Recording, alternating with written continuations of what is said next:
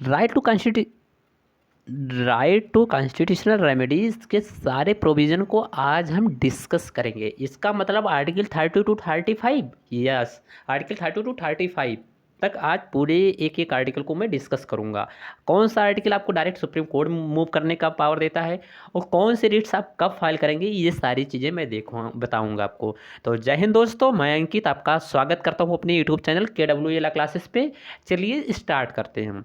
Right to constitutional remedies under article 32 of the Indian Constitution that confirm the enforcement of fundamental rights of an aggrieved citizen. मतलब जो हमारे यहाँ पे citizens हैं उनके enforcement के लिए, यानी कि उनके फंडामेंटल राइट्स को इन्फोर्समेंट के लिए हमें कॉन्स्टिट्यूशनल रेमेडीज प्रोवाइड की गई है। क्लॉज 1 को देखिए, आर्टिकल 32 क्लॉज 1 जो बात करता है, right to move to the supreme court of for enforcement of fundamental rights is guaranteed. मतलब आप का अगर फंडामेंटल राइट्स वायलेट हो रहा है तो आप सुप्रीम कोर्ट जा सकते हैं अंडर आर्टिकल 32 क्लॉज 1 के माध्यम से। और उसके बाद में क्लॉज 2 जो है बात करता है, the supreme court shall have the power to issue direction order और writs in the nature of habeas corpus mandamus prohibition and quo warranto and certiorari of for the enforcement of any fundamental rights. मतलब जो है Supreme Court भी writ को issue कर सकते हैं किसी भी चीज़ को डायरेक्शन देने के लिए कि आप ऐसे काम कीजिए, ऑर्डर देने के लिए कि आप ये काम क्यों नहीं कर रहे हैं। और in nature of habeas corpus, in nature of का मतलब कि कोई भी रिट इश्यू कर सकती है, जैसे habeas corpus mandamus prohibition quo warranto and certiorari, ये 5 रिट्स आपको देखने को मिलती हैं। अब ये जो 5 रिट्स हैं इनका जो डिटेल है मैं इसी वीडियो में आपको पढ़ाऊंगा, लेकिन आगे पढ़ाऊंगा। चलिए अब देखते हैं जो आर्टिकल जो 32 का क्लॉज 3 है वो क्या बात करता है। तो parliament can empower any other court to issue direction order and writs of all kind without prejudicing the same power of the supreme Court. जैसे सुप्रीम कोर्ट को पावर दी गई है कि वो रिट्स इशू कर सकते हैं, डायरेक्शन दे सकती है। जो 5 रिट्स आपने देखा वो इशू क्या नाम है, कोई भी कर सकता है अगर पार्लियामेंट के द्वारा वो लॉ बना दिया जाता है तो। अब कोई भी कोर्ट, वो डिस्ट्रिक्ट कोर्ट हो सकती है, हाई कोर्ट हो सकती है, कोई भी कोर्ट हो सकती है। अब इसके बाद में देखिए, नोट में थोड़ा आपको मैं डिटेल में दिखाना चाहता हूँ। देखिए, क्योंकि जब इस आर्टिकल को आप जब पढ़ रहे होते तो 226 जरूर कनेक्ट करना होता है। तो देखिए, here the phrase any other courts does not includes the high court. मतलब हाई कोर्ट को इंक्लूड नहीं किया गया। पार्लियामेंट जो है कानून बना के पावर तो दे सकती है, लेकिन उसमें हाई कोर्ट को इंक्लूड नहीं किया जाएगा।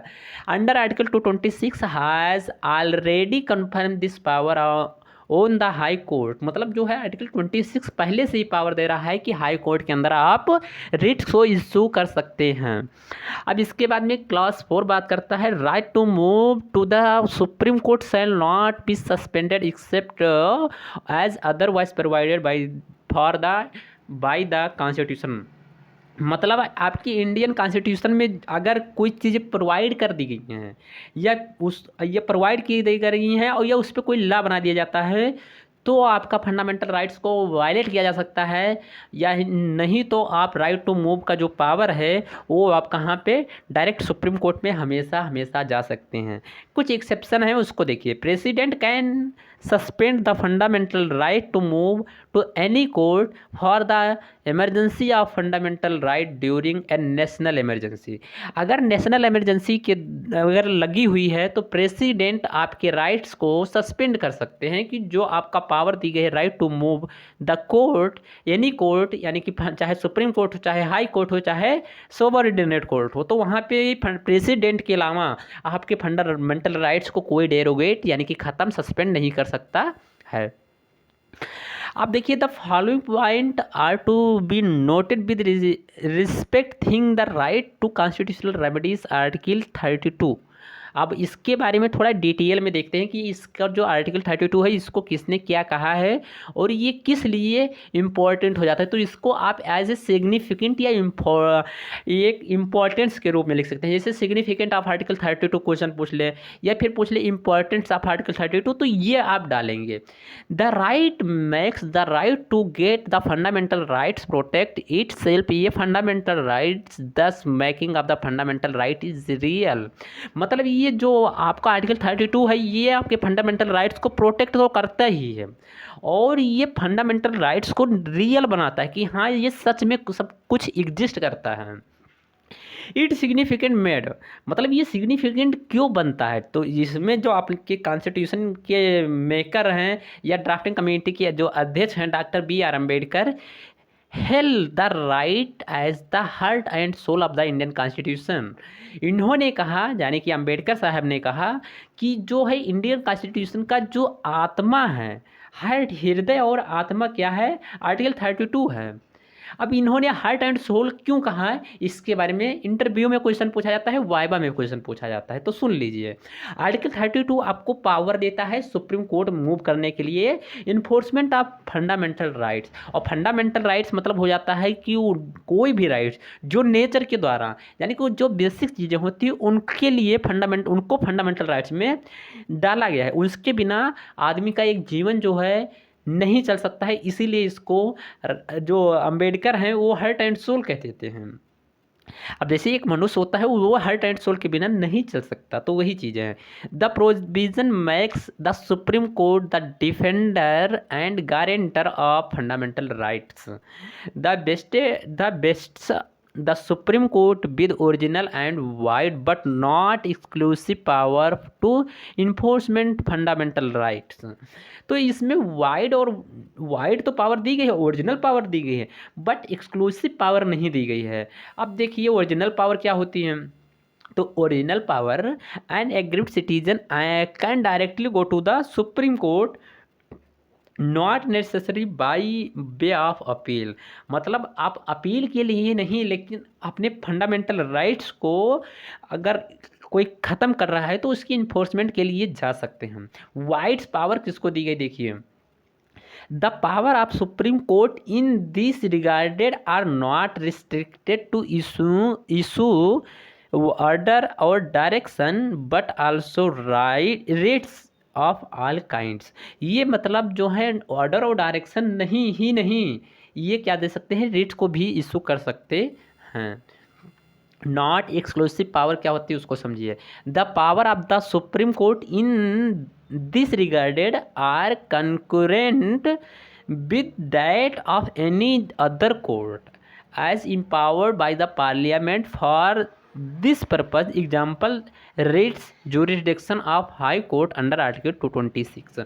मतलब यही कह रहा है जो आप क्लॉज 4 में देखे थे उसमें बताया गया था कि जो है पार्लियामेंट आप जो है ये पावर यानी कि रेट्स इशू करने की जो पावर है वो किसी को भी दे सकती है एक कानून बना के, तो वही ये बात कर रहा है। Only fundamental right and not any other rights can be enforcement under article 32। अब आर्टिकल 32 केवल आपके फंडामेंटल राइट्स के लिए ही इशू किया जा सकता है और किसी अदर राइट्स के लिए आप क्लेम नहीं कर सकते हैं। आप देखिए इसके बाद में Supreme Court view on right to constitutional remedies, मतलब सुप्रीम कोर्ट का क्या व्यू होता है इसके बारे में देखिए। तो the supreme court of India declared article 32 right to constitutional remedy as a basic structure of the Indian constitution in the landmark case of L Chandra Kumar versus Union of India 1997। The court held that the power of judicial review under article 32 and 226 is an integral and essential feature of the constitution which cannot be taken away even by constitutional amendment। मतलब ये कह रहे हैं supreme court L Chandra Kumar versus Union of India में जो constitutional remedies है उसको basic structure declare कर दिया गया। अब बेसिक स्ट्रक्चर में उसको आसानी से आप जो है अमेंडमेंट नहीं किया जा सकता है। जैसे केशवानंद भारती केस आपने पढ़ा, केशवानंद भारती केस में बेसिक स्ट्रक्चर का कॉन्सेप्ट आता है। अब वो जो है टाइम पीरियड जैसे जैसे बीतता जाता है वो सुप्रीम कोर्ट है जो बेसिक स्ट्रक्चर डिक्लेयर एक दूसरे को करती जा रही है। जैसे आर्टिकल 32 को 1997 में डिक्लेयर किया गया अबाउट द रेट्स। अब आइए रेट्स के बारे में मैं आपको डिटेल में बताता हूँ। तो रेट्स के बारे में देखिए, तो ये जो आपको पावर दी गई है आर्टिकल 32 एंड 226 में, ये आपने अभी पढ़ा है कि यहाँ आपको कहाँ पावर दी गई है। तो ये पावर आपको दी गई है आर्टिकल 32 सुप्रीम कोर्ट और 226 आपको हाई कोर्ट में देती है। अब देखिए ये एक फीचर्स देखने को मिलेगा रेट्स, मतलब ये फीचर्स यहाँ पे देखिए, तो यहाँ पे आपको देखने को मिल रहा है ये कहाँ से लिया गया है। तो the features of writs in India are borrowed from the constitution of the UK where they are known as purgative rates. तो वहाँ पे क्या कहा जाता था, इसको प्रोगेटिव रेट्स कहा जाता था। ये यूके से भी हमने क्या किया, बोरोड किया, यानी कि वहाँ से हमने लिया है। अब देखिए इसके बाद में आप देखेंगे नीचे आ जाइए, ऊपर कहानी लिखी है वो आप पढ़ सकते हैं, पीडीएफ आपको टेलीग्राम पे मिल जाएगा। टाइप ऑफ रेट्स में देखेंगे तो 5 प्रकार के आपको रेट्स देखने को मिलते हैं। अब आइए एक एक रेट्स को हम डिस्कस करते हैं। तो सबसे पहले जो आपकी रेट्स है वो है हैबियस कॉर्पस। अब हैबियस कॉर्पस को देखिए, हैबियस कॉर्पस का लिटरली मीनिंग होता है to have the body of, मतलब आपके बॉडी को आपके पास में है, उसको कोई डिटेन तो नहीं कर रखा है, इसके लिए इशू की जाती है। तो it is an order issue by the court to a person who has detained another person to produce the body of the latter before it, the court then examining the cause and legality of detention, it would set the detained person free if the detention was found to be illegal। मतलब अगर कोई person है, अगर उसको illegal तरीके से अगर कोई दूसरा पर्सन अगर डिटेंड करता है, यानी कि अरेस्ट करता है, या फिर कहीं पे छिपा देता है, या फिर कहीं पे लुका देता है, जो भी आप अपने भाषा में कह रहे हो उसको समझिए, तो उसके लिए आप रिट्स इशू करेंगे हैबियस कॉर्पस। यानी कि अगर आपको कोई डिटेंड करके रख लेता है, यानी कि कहीं बांध देता है, कुछ भी कर लेता है, तो आप हैबियस कॉर्पस रिट्स इशू कर सकते हैं। अगर सुप्रीम कोर्ट जाना चाहते हैं तो 32 में, अगर हाई कोर्ट जाना चाहते हैं तो 26 में आप जाएंगे। This writs is the bulwark of individual liberty against arbitrary detention. तो ये आर्टिकल जो 21 आपने पढ़ा, यानी कि right to life and personal liberty, तो उसके अगेंस्ट में आप जा सकते हैं। उसमें अगर कोई आपको इनलीगल तरीके से डिटेन करता है तो आपका आर्टिकल 21 जो है, आर्टिकल 21 और आर्टिकल 19(1)(a) दो राइट्स हैं जो वायलेट करता है, वो दो राइट को आपको ख़त्म करता है। तो इसके लिए आप हैबियस कॉर्पस रिट्स इशू करा सकते हैं सुप्रीम कोर्ट और हाई कोर्ट। तो the writ can be issue, मतलब अब ये रिट्स आप कहाँ इशू कर सकते हैं, किसके अगेंस्ट में कर सकते हैं। तो ये कोई पब्लिक अथॉरिटी हो, यानी कि अगर मान के चलिए आपको पुलिस अरेस्ट कर रखा है, अब पुलिस ने अरेस्ट किया, आपने कोई क्राइम नहीं किया था, वो आपको 24 घंटे के बाद में 24 घंटे के बाद में मजिस्ट्रेट के पास भी नहीं पहुंचा रहा है, आपको ज़बरदस्ती आपसे एविडेंस मांगा जा रहा है जबकि आपने कोई क्राइम नहीं किया है, तो आप क्या कर सकते हैं, हैबियस कॉर्पस रिट्स को इशू करके उस पुलिस के अगेंस्ट, आप उस पुलिस के अगेंस्ट भी क्या कर सकते हैं, केस फाइल कर सकते हैं। अगर कोई प्राइवेट पर्सन है या इंडिविजुअल कोई भी है, उसके अगेंस्ट भी आप इशू कर सकते हैं। अब एक कमेंट बॉक्स में आपको आंसर बताना है, जब आप कोई जो है अरेस्ट हो रहा होता है तो उसके जो पावर हैं, उसके पास जो अधिकार हैं, वो किस आर्टिकल में दिए गए हैं, ये आप बताएंगे। अब मैंडेमस रिट्स को देखिए क्या होता है। तो the literally meaning of the term is mandamus का मतलब होता है बिग कमांड, मतलब किसी को ऑर्डर देना, कमांड देना, कमांड बनाना कि आप ये काम करो। अब वो काम अगर नहीं कर रहा है, जैसे अगर आप पुलिस के पास गए एफआईआर लिखवाने के लिए, अब जब पुलिस के पास एफआईआर लिखवाने के लिए जाते हैं तो वो अपना काम नहीं करती है, जब वह अपना काम नहीं करती है तो आप क्या करेंगे, मैंडेमस रिट्स इशू करेंगे, उसके खिलाफ में, उसके अगेंस्ट में। कहाँ पे? तो सुप्रीम कोर्ट में अगर जाना है तो 32 का लेके जाएंगे, और अगर आप हाई कोर्ट जानना चाहते हैं तो 226 में जाएंगे। दोनों जगह आप जा सकते हैं। और कौन से रेट्स इशू करेंगे? तो मैंडेमस इशू करेंगे। अब ये रेट्स को देखा जाए तो ये किसके अगेंस्ट में इशू किया जाता है उसको देखिए। ये कोई भी पब्लिक ऑफिशियल हो, यानी कि पब्लिक चीज़ें हों, या पब्लिक बॉडी हो, या कोई भी कॉरपोरेशन हो। जैसे कॉरपोरेशन मतलब हो गया कि अगर मान के चलिए जो आप देखते हैं डिस्ट्रिक्ट लेवल में देखा जाए तो आपको देखने को मिलेगा जो इससे ब्लॉक प्रमुख हो जाते हैं, ये सारी चीज़ें हो गई। या फिर आप डिस्ट्रिक्ट कोर्ट में जाते हैं, या फिर आप कोई भी स्टेशन में जाते हैं, या कहीं भी जाते हैं, बैंक में जाते हैं, कहीं भी जाते हैं, तो आप अगर वो काम नहीं करता है तो ये रेट्स इशू कर सकते हैं। तो कॉरपोरेशन हो जाएगा, एन इंफीरियर कोर्ट हो जाएगा, और ट्रिब्यूनल और गवर्नमेंटल पर्पज से थी, कोई भी चीज़ हो सकता है, तो ये आप इशू कर सकते हैं। अब ये रेट्स को इशू नहीं किया जा सकता है किसी प्राइवेट पर्सन के लिए। जैसे मैं आपको पढ़ा रहा हूँ, अब मैं आपको अगर पढ़ा रहा हूँ, अगर 2 दिन बाद मैं वीडियो न डालूँ तो आप हमारे बिहाफ पे नहीं इशू कर सकते हैं। जैसे एक दुकानदार है, अगर वो अपनी दुकान नहीं खोल रहा है तो उसके यहाँ, जैसे आप सब्जी ले रहे होते हैं, तो अगर वो दुकान नहीं खोल रहा है तो उसके अगेंस्ट में आप नहीं इशू कर सकते हैं। ये प्राइवेट पर्सन के अगेंस्ट नहीं इशू किया जा सकता है, बस इतना याद रखना। अब इसके बाद में एक रिट्स आता है, देखिए नीचे, प्रोहिबिशन। अब प्रोहिबिशन मतलब टू फॉरबिड। अब प्रोहिबिशन मतलब टू फॉरबिड मतलब किसी चीज़ को रोकना। तो इसका लिटरली मीनिंग होता है फॉरबिड। इट इज इशूड, मतलब ये कहाँ इशू किया जाता है? देखिए, by a higher court to the lower court और ट्रिब्यूनल कोर्ट। मतलब एक कोर्ट होती है, जैसे अब डिस्ट्रिक्ट कोर्ट हो जाएगी, हाई कोर्ट हो जाएगा, सुप्रीम कोर्ट हो जाएगा। जब आपका केस चल रहा होता है, at the time during of the, जब आपका केस चल रहा होता है, उसी समय आपको लगता है कि ये हमारे जजमेंट के लिए सही नहीं है। जैसे अब कोई डेथ पेनाल्टी दे रहा है, मान के चलिए डेथ पेनाल्टी दे रहा है, डेथ सेंटेंस यानी कि मौत की सज़ा सुना रहा है।